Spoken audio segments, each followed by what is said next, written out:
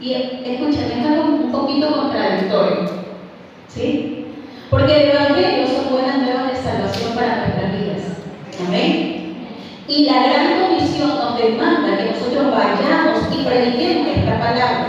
Sin embargo, otra vez, a través de los años, una de las cosas que hemos podido ver quizás con mi esposo es que a veces como seres humanos nos cuesta un poquito caminar juntos.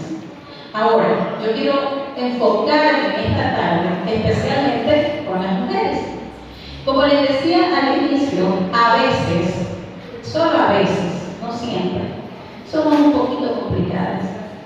Y a veces somos un poquito exigentes. Y a veces somos un poquito difíciles. ¿Ah? ¿Cuántas reconocemos que eso pasa a veces? Solo a veces. Gracias a Dios me fue el tiempo. Y entonces a veces el carácter de cada una de nosotras, que tiene que ser moldeado y formado según el carácter de Cristo, no necesariamente ocurre eso en nuestra vida, ¿verdad? Porque a veces venimos a la iglesia o cuando tratamos con otra persona, la otra persona no sabe todo lo que hemos cargado desde casa. No sabe si quizás tenemos un bebé enfermo, no sabe si quizás estamos pasando por la terrible adolescencia, no sabe si de repente ya somos abuelos, pero todavía seguimos cuidando y orando y preocupándonos por los hijos, no sabe si tuvimos problemas con la vecina, con la familia extendida, con la familia en casa. Y particularmente las mujeres tenemos la tendencia, sí, quizás no todas, pero la mayoría, a asimilar más eso. Entonces, puede ser que vengamos mi esposo y yo con los mismos problemas en el hogar, pero usted verá a mi esposo que él está muy tranquilo, muy lleno de paz, a él no le afecta tanto los berrinches que hizo el niño, la fiebre que tiene la niña, la adolescencia de la otra niña, no lo sé, él está como más calmado. Pero nosotros estamos con todos esos pensamientos en la cabeza, ¿verdad? Entonces a veces pasa que cuando venimos a la iglesia compartimos con él, quizás no siempre estemos del mejor ánimo, por así decirlo. ¿Eso se entiende o no se entiende? Pero a veces nos entienden o no nos entienden.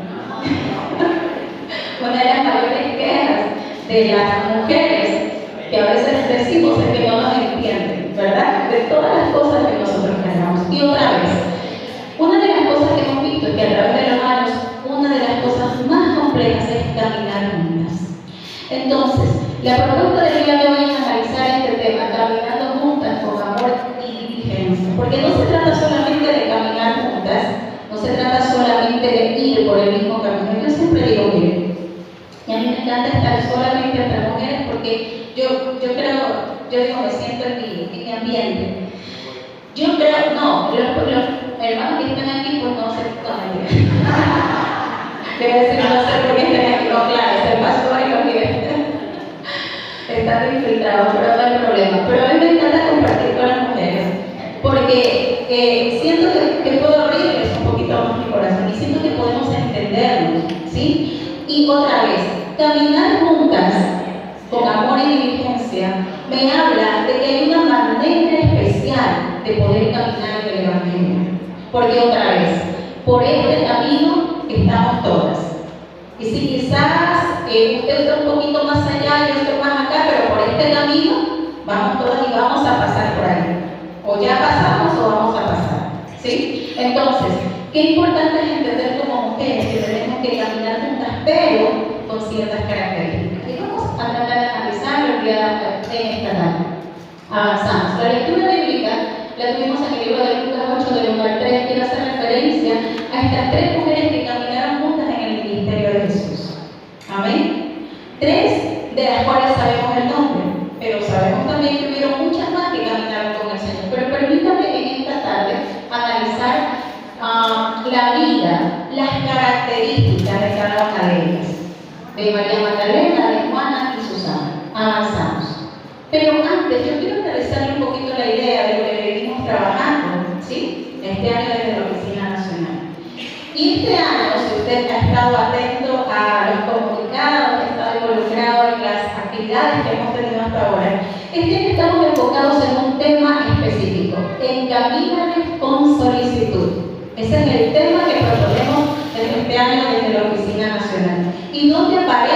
esta frase en el libro de Tito, capítulo 3, versículo 13. ¿Y en qué contexto aparece esta frase? Tito es uno de los discípulos de Pablo. A veces asociamos solamente a Timoteo como uno de los discípulos de Pablo, pero Tito es otro joven también que es discipulado por Pablo, que recibe instrucciones, ¿sí?, puntuales, y que le dice a Tito ciertas características que tiene que hacer. Tito se encuentra en Creta. Creta, en el contexto, es una ciudad donde, según la misma Biblia lo relata, habían personas pendencieras, desagradables, groseras, más o menos quizás en el contexto como el que nos encontramos ahora mismo en general, ¿sí?, en nuestra sociedad.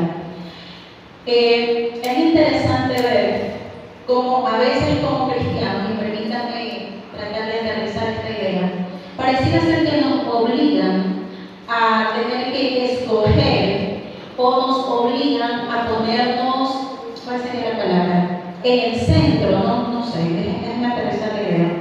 A veces como cristianos pareciera ser que nos obligan o nos quieren obligar o nos sugieren que nosotros negociemos un ratito nuestros principios y valores. Quiero traer en contexto algo que pasó hace poco, quizás algunos están al tanto. Hay muchos artistas ahora mismo, ¿no? Y en general, lamentablemente, la mayoría de artistas de ahora tienen canciones que ofenden a Dios. Y no solamente ofenden a Dios, ofenden a la mujer, ofenden a la hombría, ofenden los principios, ofenden los valores. No sé si usted ha escuchado esas canciones, porque por uno u otro lado es lo que se escucha y es lo que nuestros jóvenes están consumiendo. Y hace poco hubo la presentación de uno de estos artistas, y vamos a ponerlo en este contexto. El mundo cristiano evangélico está como dividido entre los que dicen que está bien aceptar esto, ¿sí?, aceptar a este cantante que ofende a Dios, que ofende a las mujeres, que ofende a la hombría, que va contra principios y valores, que tiene letras en sus canciones bastante grotescas, por decirlo de alguna manera, ¿sí?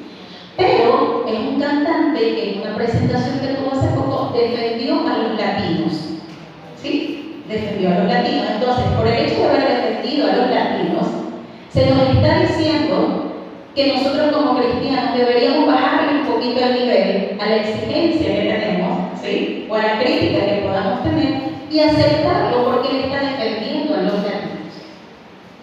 Yo no sé usted, pero yo vengo de un evangelio que recuerdo que crecí en la iglesia, y recuerdo que a mí me dijeron que vuestro sí sea sí y vuestro no sea no. Y yo vengo de un evangelio que me habla de santidad. Y vengo de un evangelio que me habla que no es conmigo contra mí es. Amén. Y vengo de un evangelio que me dice que no hay medias tintas, no hay intermedios, o es blanco o es negro. Y vengo de una familia donde recuerdo que mi padre decía, por 40 años, porque mi padre se convirtió a los 40 años y algo más o menos, papá decía, por 40 años yo le serví bien al diablo. Así decía papá. Porque yo fui mujeriego, porque yo fui toda una lista de esas características que tenemos cuando estamos lejos del Señor. ¿Sí? Dice, yo le serví bien. ¿Cómo ahora que me convierto a Cristo no le voy a servir bien al Señor si Él me ha hecho tanto bien? Amén. Y Él decía, y nos decía a nosotros, hijos, así con la misma firmeza que ustedes me dieron servirle al enemigo, porque yo era un buen servidor de Satanás, decía mi padre. De la misma manera, yo quiero moldearles a ustedes que ahora soy un buen servidor de Cristo. Amén. No a medias. Entonces, estamos en un contexto, estamos en una sociedad que, como describe en el libro de Tito a los cretenses, dice la palabra del Señor, dice malas bestias, salvajes. Vamos a poner a Tito ahí, a Tito, Tito capítulo 1. Solamente para ver la referencia que se nos hace.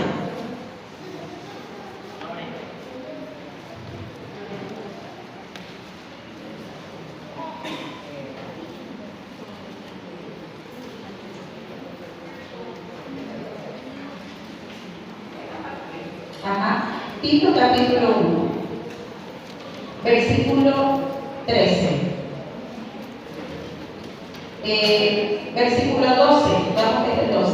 Dice, uno de ellos, su propio profeta, dijo, los cretenses, siempre mentirosos, malas bestias, glotones, ociosos. Este testimonio es verdadero, por tanto, repréndoles duramente para que sean sanos en la fe. Y le repito las características de las personas que vivían en este lugar, dicho por su propio profeta. Tito 1:12. Los cretenses siempre mentirosos, malas bestias, glotones, ociosos. Esas características no son buenas, ¿verdad? Pero, si vemos en la sociedad de ahora, ¿es parecido a lo que se vive ahora o no? ¿Es parecido a las personas que podemos ver o no? Entonces, otra vez, vamos y regresemos. Pablo le dice a Tito, encamínales con solicitud. Y habla, y está Tito en Creta, y les dice, recuérdales que obedezcan y se sujeten. Eso le dice Pablo a Tito, mira, recuérdales a los cretenses. Los cretenses que están en un lugar donde son malas bestias, mentirosos, ociosos, glotones, ¿sí? En ese contexto, aquellos que se hayan convertido, recuérdales que se sujeten, recuérdales que obedezcan, recuérdales los principios de la palabra del Señor. Porque siempre los seres humanos nos tienen que estar recordando. Porque nosotros tenemos tendencia a olvidar las cosas. Y déjenme decirle algo, no solamente olvidamos muchas veces la palabra de Dios para nuestras vidas, sino que a veces inclusive olvidamos el milagro de Dios en nuestras vidas. Amén. Y olvidamos que el Señor lo hizo una vez y que Él puede volver a hacerlo ahora. Y olvidamos que quizás no es la primera vez que estamos decaídas, que estamos deprimidas, que tuvimos una pérdida, que estamos en una situación no tan buena, pero en algún momento estuvimos y el Señor nos levantó. Entonces la palabra de Dios siempre está diciendo, recuérdales, y recuérdales que obedezcan, y recuérdales que se sujeten. Y entonces Pablo da estas instrucciones a Tito, pero ¿saben lo que me llamó aquí la atención? Cuando ya habla Pablo las salutaciones ya más personal, con las instrucciones finales, mira lo que dice: a Zenas y a Apolos encamínales con solicitud. Y solo quiero hablarle brevemente. Zenas dice que era un intérprete de la ley, y Apolos seguramente no era tampoco como cualquier persona, porque recuerde que la palabra dice: yo sembré, Apolos regó y el crecimiento lo da el Señor. ¿Recuerda usted esa palabra? Si Apolos regó, ¿qué quiere decir? Que Apolos tenía algo bueno que dar, ¿o no? Apolos regó significa que Apolos hizo seguimiento, ¿sí? Acompañamiento. Pablo siembra la palabra, pero Apolos hace discipulado, hace el acompañamiento y el crecimiento lo da el Señor, ¿sí? Entonces, a un intérprete de la ley y a un, vamos a ponerle a un maestro que es discipulado, no sé, ¿sí? Pablo le dice a Tito, mira, a ellos, no es a cualquier persona, no es a personas que no saben del Evangelio, encamínales con solicitud, encamínales con responsabilidad, guíales con perseverancia. La palabra del Señor es oportuna independientemente de la condición en que usted y yo estemos. Amén. Y la palabra del Señor que nos indica y nos invita y nos dice: recuérdales, encamínales, llévales, guíales, dirígeles, acompáñales. No solamente es para aquellas personas que no conocen del Señor, es válido, sí. Pero mira cómo aquí le dice específicamente a Zenas y a Apolos, un intérprete de la ley, y Apolos es una persona que discipuló, que regó, que acompañó, ¿sí? Encamínales con solicitud, con responsabilidad, con perseverancia. Ahora, esta era la condición de Zenas y de Apolos, ¿sí? En aquel tiempo donde Pablo da esta instrucción. Pero quiero aterrizar en esta tarde, como les decía, en el libro de Lucas, ¿sí? A las 3 mujeres. Y quiero que me acompañen a ver las características de estas 3 mujeres, porque otra vez quiero partir que independientemente de la situación o la condición en la que nosotros estemos, la palabra del Señor, la instrucción del Señor, el mandato del Señor es claro: encamínales con solicitud, ¿sí? Guíales, dirígeles con responsabilidad, con perseverancia. No solamente un día. El tema de encaminar, de dirigir, el tema del mentoreo, el tema del acompañamiento no tiene un límite, no tiene un tiempo definido. El que usted acompañe a otro y que le ayude a crecer, que le ayude en su vida espiritual, no tiene un límite. Porque nosotros como seres humanos necesitamos estar constantemente siendo discipulados. ¿Cuántos creen eso? Que necesitamos un discipulado para la vida diaria y necesitamos un discipulado en el conocimiento y crecimiento de la palabra del Señor y necesitamos un discipulado en nuestros matrimonios, ¿o no? Yo creo que sí. Porque hay cosas que van saliendo en el camino y quizás las crisis que usted tuvo en los 5 primeros años de matrimonio no son las mismas definitivamente que usted va a tener cuando tiene 20 años en el matrimonio, pero las crisis siempre van a estar, los problemas siempre van a estar, y el discipulado, el acompañamiento, el encaminarles no es otra cosa que acompañarnos otra vez desde la conciencia de que todos estamos en este camino y que ninguna de nosotras o ninguno de nosotras estamos exentos de caer, exentos de tener una pérdida, exentos de tener un altercado. Y se dice por ahí que las personas quizás no tenemos no tendríamos una respuesta final de cómo vamos a actuar frente a una determinada circunstancia hasta que no pasemos esa situación. ¿Sí? Se lo explico un poquito más.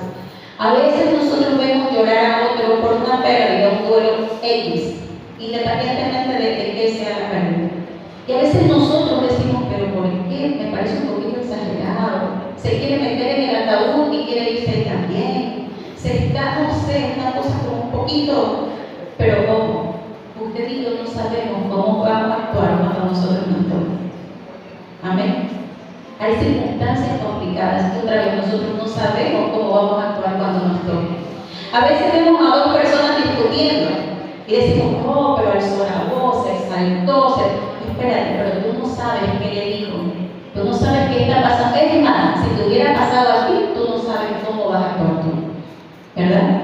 Entonces a veces no sabemos cómo vamos a actuar ante determinada situación y por eso es importante el discipulado, el acompañamiento. Las mujeres que iban en Lucas capítulo 8, las mujeres que acompañaban a Jesús, andaban juntas con amor, yo sí creo, que andaban con amor y con diligencia. Porque si no hubiese sido así, y usted y yo sabemos que muchas veces hay conflictos que se dan en el entorno femenino por los colores, por los detalles, por los órdenes, ¿sí? A veces tenemos ciertos conflictos, porque a mí me gusta el rosado y a la pastora Yuri le gusta el negro, no sé. Entonces, ese pequeño detalle genera conflicto. Y entonces yo quiero flores rosadas, todo rosado, pero ella es negro o blanco y ella quiere flores blancas en el aniversario. Y ese pequeño detalle genera un pequeño conflicto, ¿verdad? Pero estas mujeres, ¿sí? Y aquí vamos a analizar la situación en la que ellas estaban. Otra vez, independientemente, recuerda Cenas y Apolo, intérpretes de la ley, maestros que acompañaron en el ministerio de Pablo. Pablo le dice a Tito, un discípulo, encamínales. ¿Qué es encaminar? Guíalos, dirígelos, acompáñalos, muéstrales por ahí. Porque Tito estaba siendo encaminado también por Pablo. Siempre necesitamos a alguien que nos acompañe y siempre debemos retribuir esa compañía acompañando a otros. Amén. Porque no tiene sentido recibir algo y quedarnos solo para nosotros. Y no tiene sentido recibir esta salvación tan grande, recibir esta bendición, recibir esta luz y guardarla y esconderla, porque seríamos quizás necios, como aquel hombre que escondió el talento que el Señor le dio y no lo multiplicó. Amén. Entonces, encamínales con solicitud. Quiero hablarles acerca de aquellas mujeres que caminaron juntas con amor y diligencia. Y vamos a avanzar un poquito más. Ay, si no sé qué le pasaría, pero bueno. El rol de seguir y servir. Aquí lo tenemos. El rol de seguir y servir al Señor. A diferencia de los 12, estas mujeres se les atribuye específicamente la acción de servir al Señor. Déjenme ver qué pasó ahí. El formato será así. Pero lo tenemos acá, así que lo vamos a avanzar. No hay problema. Yo voy leyendo. Ok. Entonces, a diferencia de los 12, a estas mujeres se les atribuye específicamente la acción de servir con sus bienes, ¿sí? Y entonces ahí nos habla, número 1, de sostenimiento material. Si usted sigue la historia, si usted ve los evangelios, dice que ellas financiaban y organizaban la logística del grupo itinerante con sus propios recursos. Yo creo que siempre, por lo general, vamos a ponerle casi siempre para que no se nos ofenda a nadie, casi siempre, por lo general, tiene que haber una mujer en el grupo que ayude a organizar la logística del itinerario. ¿O no? ¿Pasa o no pasa? En la iglesia, en el contexto, por lo general, una mujer es la que tiene que estar ayudando en la logística, en la organización, ¿verdad? En vez de que todo esté en su orden. Otra de las cosas que tenían estas mujeres era un discipulado activo. Ellas eran verdaderas discípulas que aprendían directamente de Jesús, algo que era muy inusual en esa época. Recuerden que estamos hablando de una época donde a las mujeres no se les validaba, pero ellas eran mujeres que habían sido incluidas en el grupo de Jesús y que Jesús directamente les discipulaba. Y sabemos por el relato bíblico que no eran mujeres que solamente, escúchame bien esta parte, que ahora malinterpreten, que solamente estaban en las tareas que competían en aquel tiempo a las mujeres. Yo no le estoy diciendo que está mal que nosotros estemos en aquellas tareas, ¿sí? De servicio, de muchas veces nosotros preparamos el lunch, nosotros estamos en la limpieza, estamos en todo eso. Y eso está bien, podemos hacerlo. Pero estas mujeres también eran discípulas, es decir, ellas aprendían de su maestro. ¿Cuántas de nosotras estamos aprendiendo de nuestro maestro? ¿Cuántas de nosotras estamos entendiendo que no estamos en la iglesia solamente para servir, para hacer y no para ser? Y le repito esto un poquito más despacio. A veces nos enfocamos mucho en el hacer, ¿sí? ¿Y qué haces tú en la iglesia? Yo soy maestra, yo soy líder de alabanza, yo soy la persona que coordina la limpieza del templo, yo estoy en el área, yo hago, perfecto. El hacer está bien, pero no descuiden su ser. ¿Qué es usted? ¿De qué nos estamos alimentando?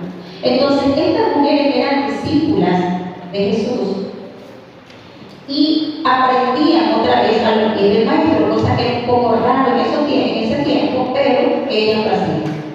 Otra de las características de ellas era la fidelidad inquebrantable. Mientras que muchos hombres se dispersaron tras el arresto de Jesús, ¿recuerdan ustedes cuando a Jesús lo arrestan y todos, aún el que dijo que no lo iba a negar, lo negó 3 veces, ¿sí? Ellas permanecieron al pie de la cruz y fueron las primeras en ir al sepulcro. ¿Recuerdan ustedes esa historia también? Ellas fueron y permanecieron ahí, la que dice fidelidad inquebrantable. Creo que una de las características de nosotras las mujeres es que a pesar de todo, nosotras somos fieles.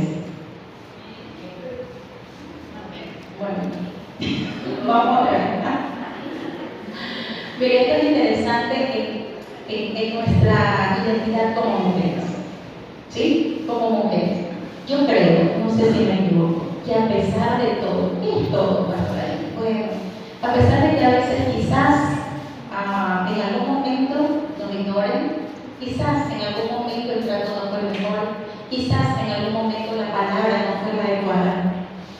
Nosotras, cuando es de acompañar, cuando es de permanecer en lo que decidimos, ¿somos fieles o no somos fieles? Yo creo que sí. Yo creo que es una de las características de nosotras como mujeres. De ahí, aquel dicho que está mal dicho, pero que se sostiene seguramente en algo verdadero, aunque pegue, aunque mate. Mira, eso no es que está bien dicho, pero eso es lo que a mí me comunica, es que sea lo que sea, las mujeres hicieron un voto y que dijeron que van a ser fieles, son fieles hasta el final. ¿Sí? Hay casos y casos. Cuando una mujer de verdad se cansa y es demasiado maltratada y decide cerrar, cierra por completo. Pero cuando una mujer permanece a pesar de todas las cosas, esa mujer es fiel, esa mujer acompaña, esa mujer ayuda, esa mujer levanta, esa mujer socorre, ¿o no? Entonces, una de las características que podemos ver ahí es fidelidad inquebrantable. Mientras que muchos hombres se dispersaron tras el arresto, ellas permanecieron al pie de la cruz y fueron las primeras en ir al sepulcro. ¿Recuerdan ustedes esto, verdad? Continuamos. Gracias, hermanita. Entonces vamos a analizar a María Magdalena. María es llamada Magdalena porque provenía de Magdala, una próspera ciudad pesquera y artesanal a orillas de Galilea. Esto sugiere que era una mujer independiente. ¿Por qué? Porque no se la define por el nombre de un esposo o padre. Porque usted sí sabe que a veces, solo a veces, algunas mujeres pareciera ser que perdemos nuestro nombre. ¿No le ha pasado? Por lo menos aquí, ¿sí? En el pueblo. Cuando usted se casa, entonces automáticamente pareciera ser que se olvidaron de su apellido. Y entonces usted es infiel. ¿Ah? ¿Le pasa o no le pasa?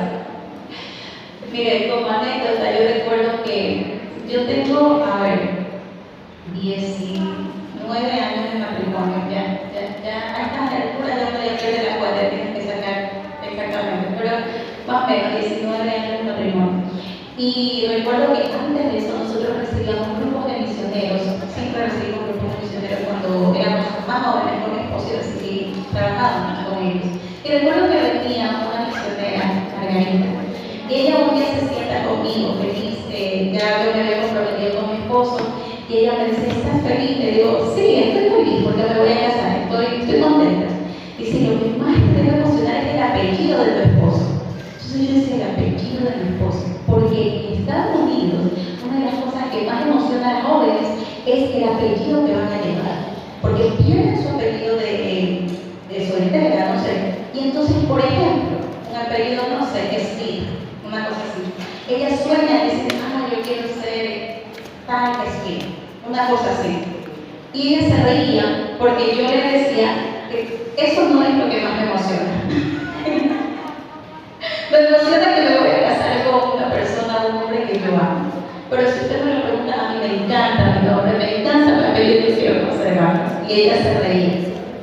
Pero entonces otra vez, María Magdalena parecía ser una mujer independiente porque no dice que es la esposa de, la hija de.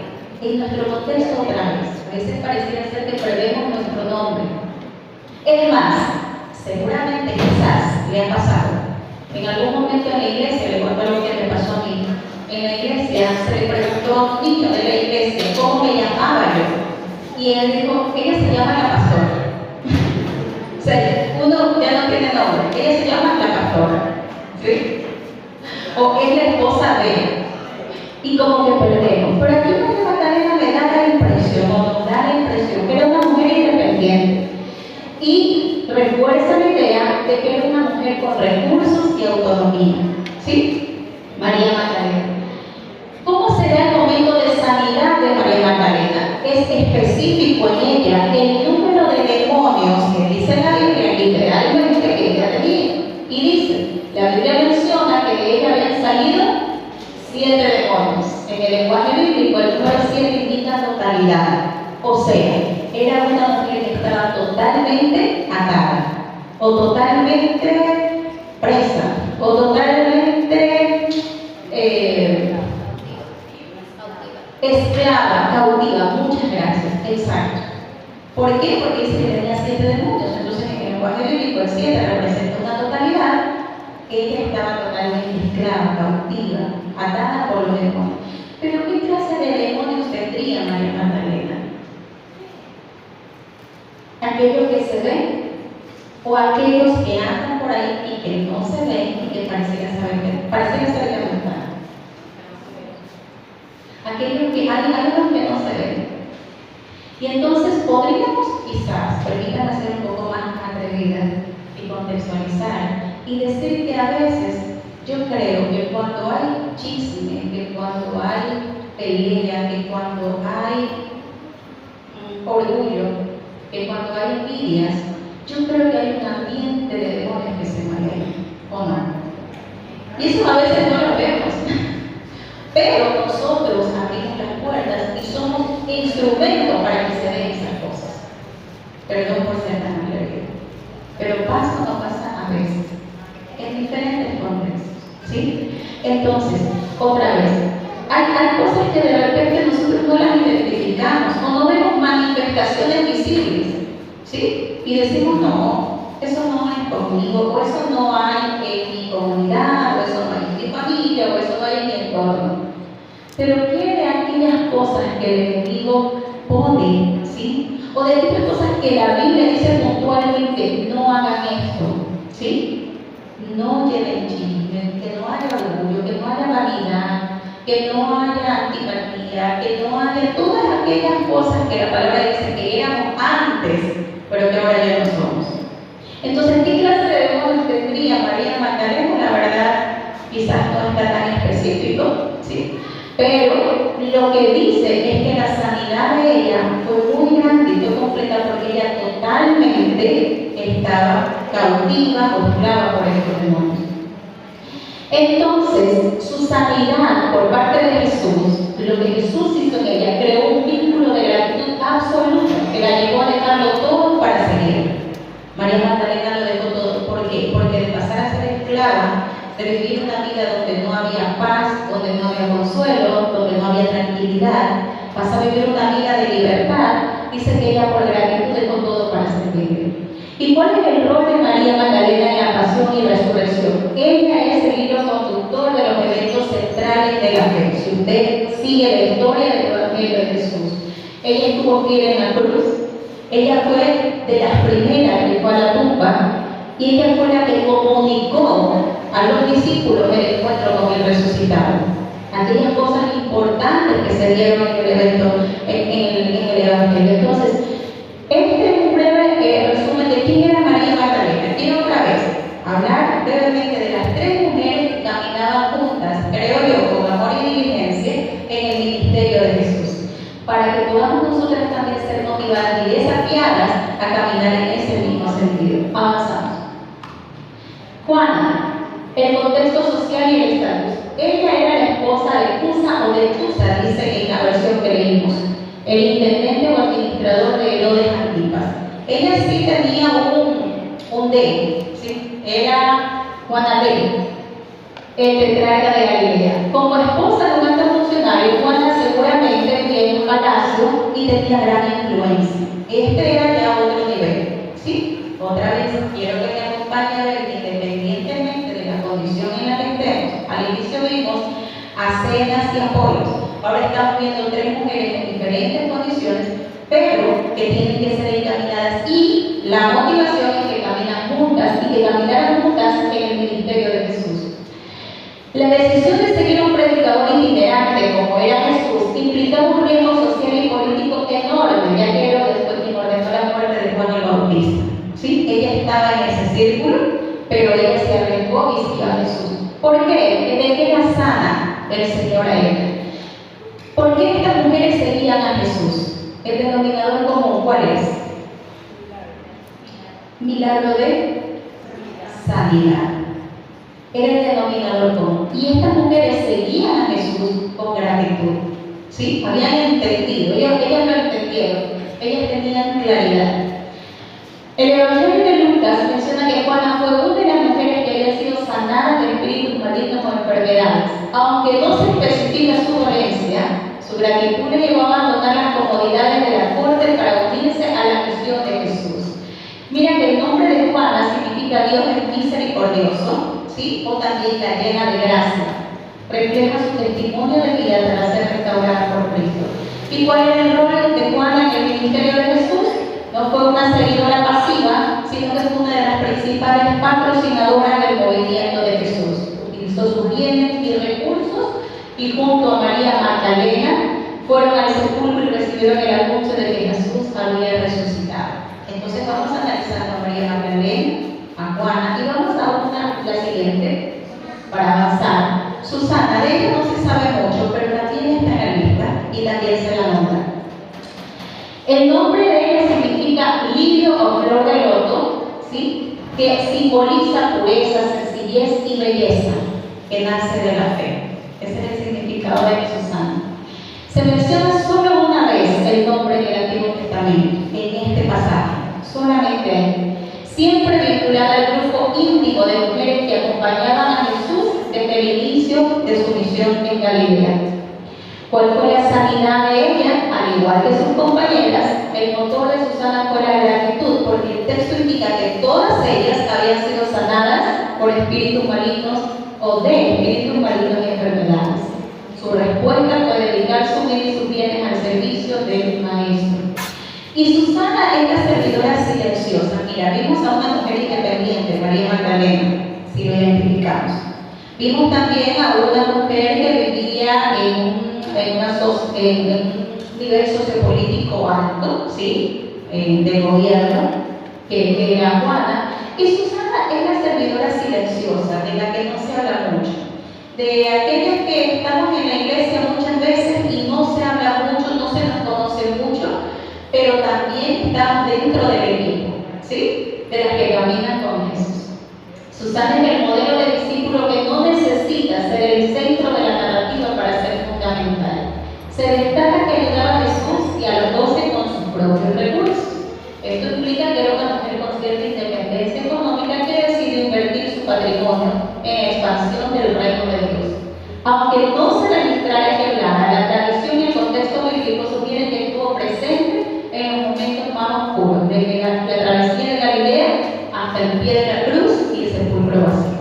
Entonces vimos aquí una breve reseña de las 3 mujeres que nos habla en Lucas 8, del 1 al 3. Otra vez, recuerda, estas mujeres caminaban juntas, pero no caminaban juntas solamente porque les tocaba, porque las incluyeron en el grupo, porque, no sé, no. Ellas tenían un hilo, un denominador común, ellas tenían un hilo conductor, ellas tenían algo que las hacía caminar juntas, ¿sí? En ese mismo sentido, que era la gratitud por haber sido sanadas.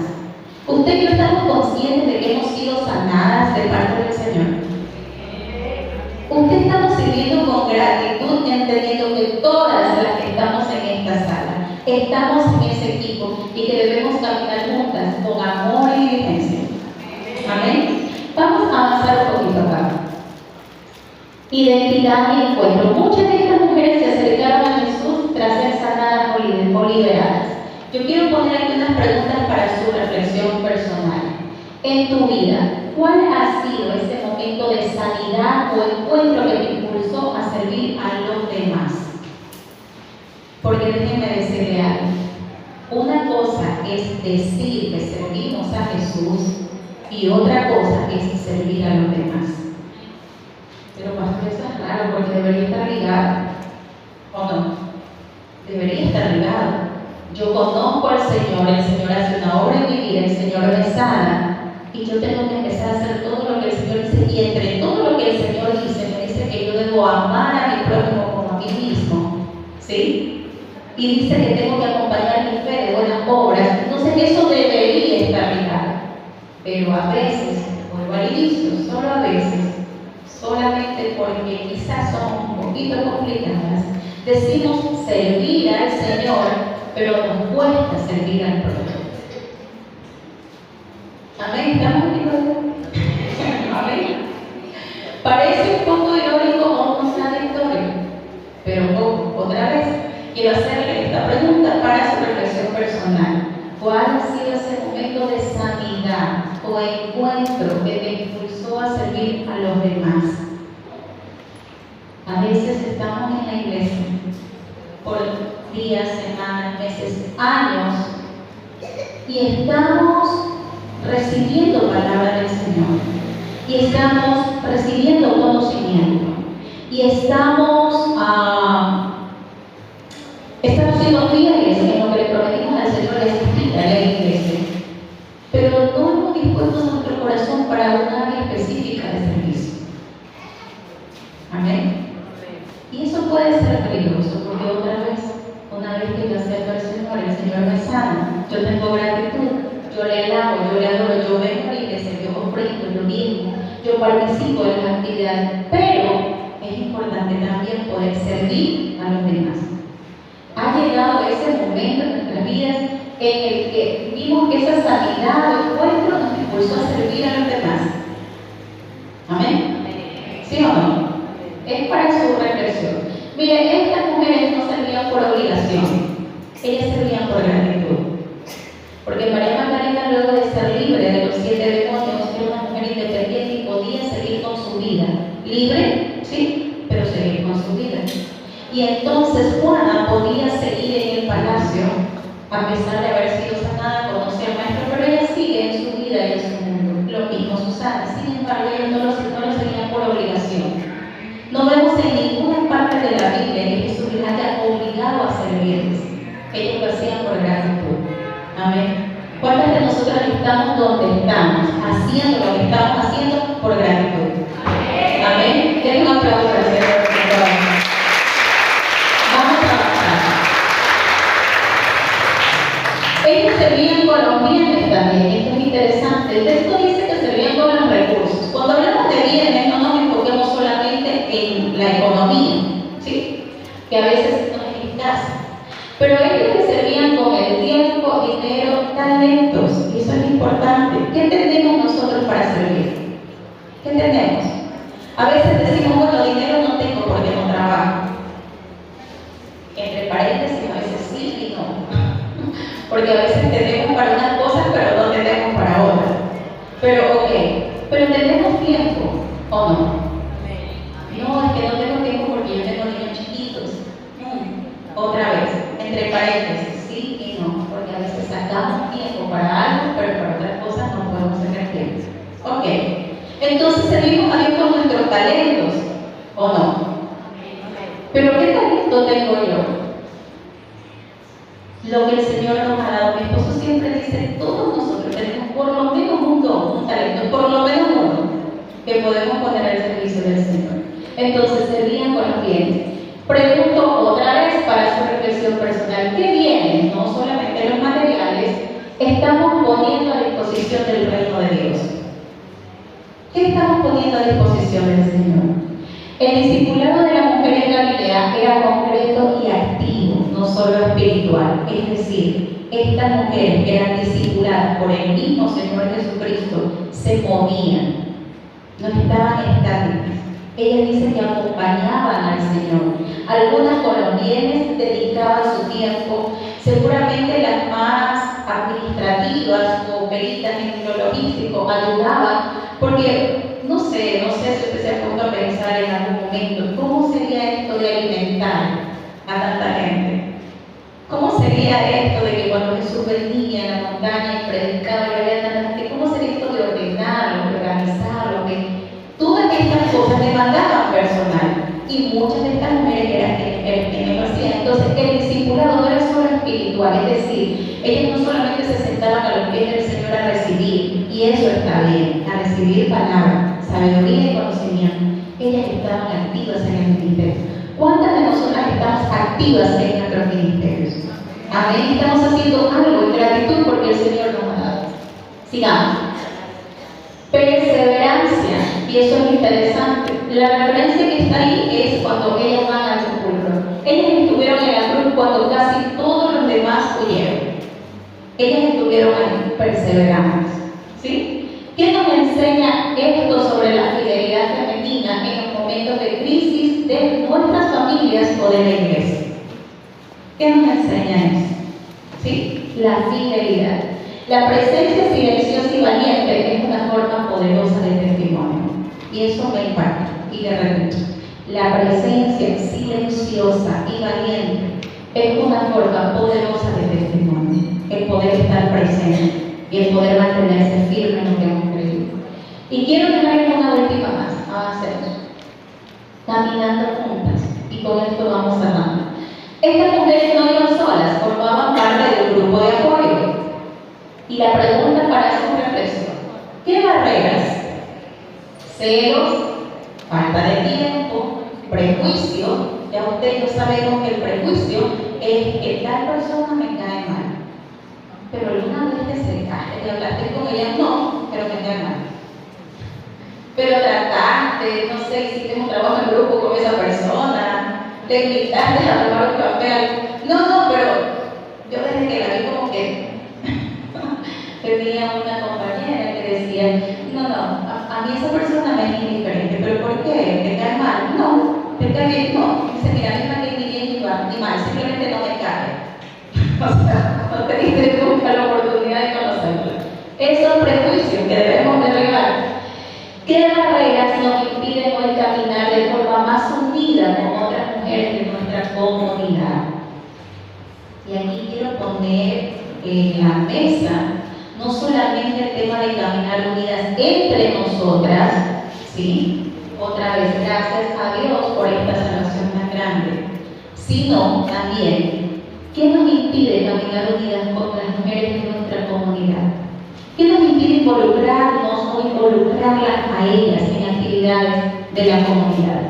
¿Qué nos impide a veces, permítanme decirle así, a cosas tan simples quizás, como un saludo o como una actitud cordial con nuestros vecinos, con las personas que nos rodean? ¿Qué nos está impidiendo? La fuerza de las mujeres de Galilea residía en su unidad en torno a Jesús. Porque cuando escuchamos palabra de Dios, cuando recibimos el discipulado directamente del Señor Jesús, entonces nuestro carácter es moldeado, es formado y en teoría deberíamos practicar todas estas cosas, caminar juntas en amor y libre. Quiero cerrar con una última lámina. Esta foto fue hace 2 años, me parece. No sé si alguien está por ahí. Creo que sí, estamos algunas. ¿Sí? No fue el año pasado, me parece que fue el 2024, si no me equivoco. ¿Sí? Lo que pasa es que como estamos recién iniciando 26, estamos por... Esto fue el 2024.